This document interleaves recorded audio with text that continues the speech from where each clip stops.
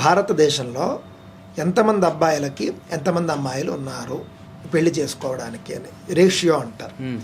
ఈ రేషియో చూసినప్పుడు హిందువుల అబ్బాయిలు 1000 మంది ఉంటే 850 మంది అమ్మాయిలు మాత్రమే ఉన్నట్లుగా ఆ యొక్క రీసెర్చ్ తేల్చింది. అంటే 150 మంది అబ్బాయిలకి అమ్మాయిలు లేరు. వీళ్ళు ఏమి చేయలేరు, ఇంక వీళ్ళకి పెళ్ళిళ్ళు అవ్వవు. ఈ 150 మంది అబ్బాయిలు అలా ఉండిపోవలసిందే.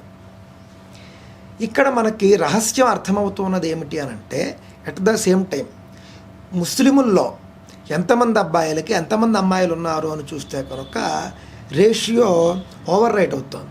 అమ్మాయిలు ఎక్కువ ఉంటున్నారు, అబ్బాయిలు తక్కువ ఉన్నారు వాళ్ళకి. అంటే వాళ్ళకేమి అమ్మాయిలు పరిస్థితి లేదు. వాళ్ళకి పరిస్థితులు అంటే వాళ్ళకు అంటే అమ్మాయిలు ఎక్కువ మంది ఉన్నా కూడా వాళ్ళు ఎందుకు ఒక వర్గాన్ని టార్గెట్ చేసే పాయింట్ ఏంటంటే ఈ రేషియోని తగ్గించడమే వాళ్ళ యొక్క ప్లాన్.